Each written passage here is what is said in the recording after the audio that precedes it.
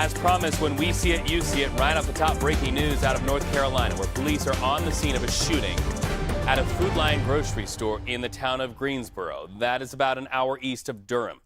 The Greensboro Police Department said they will release more details that also involved, as we're hearing, an officer.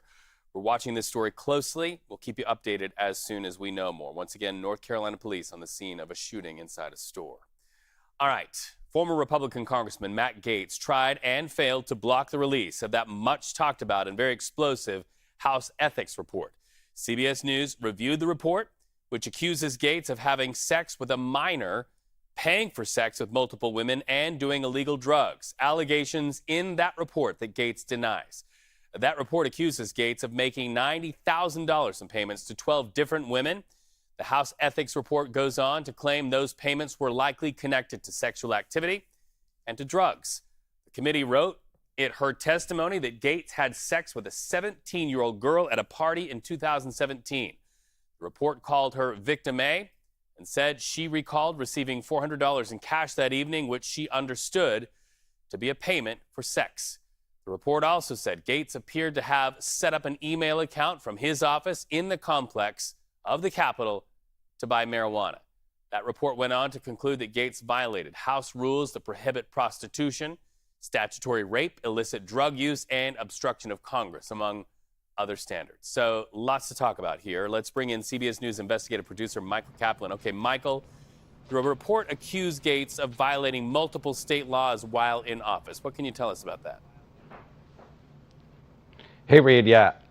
So the various state laws that the report says Gaetz, that the report found that Gaetz violated were state laws in Florida related to statutory rape, prostitution, and illicit drug use. And it all stems from a series of events and parties that Representative Gaetz allegedly attended that were drug-fueled, where there was a lot of sex involved. Women were paid, as you noted in your lead-in, a total of $90,000 in payments to 12 different women, likely connected to sexual activity or drug use by former Representative Gaetz.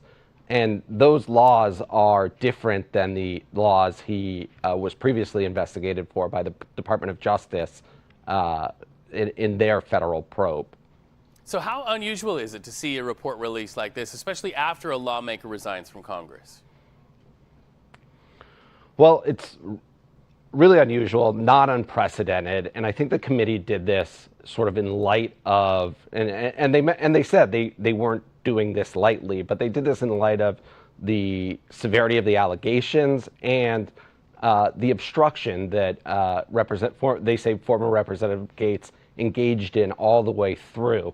There were the report lays out multiple opportunities for Representative Gaetz to come forward to respond to these allegations, and they say time after time he employed delay tactics, he blew off a subpoena, he wouldn't sit for a sworn interview, and at the same time publicly on social media and other places accused the committee of engaging in a smear campaign, and that's his position to this day. He broadly denies these allegations, says he's done nothing wrong.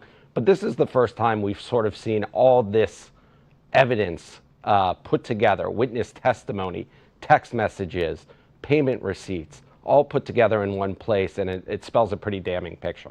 So to that picture, does that report give any indication that Gaetz could face any legal action in the future? Why have we not seen charges? Well, as I noted before, the Department of Justice investigated him for sex trafficking, which is extremely a serious crime, and they did not bring charges.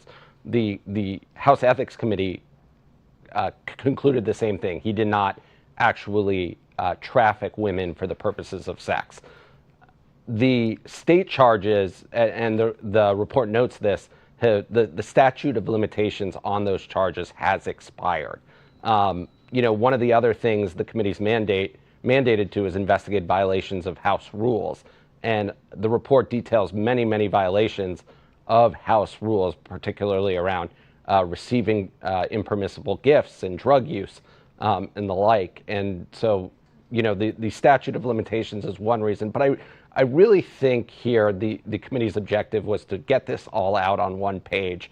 You know, these allegations have been swirling around Representative Gaetz for years, through anonymous sources, through other folks who have been involved in litigation around it. But this is the first time you're sort of seeing a document come forward spelling out, an official document coming out, spelling out everything that sort of went on during this period where Mr. Gaetz was in Congress and sort of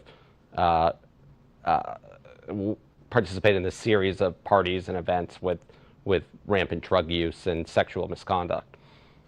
CBS News investigative producer Michael Kaplan, thank you so much. We know there are a lot of things in that report. That's a lot to get through. You have a good day.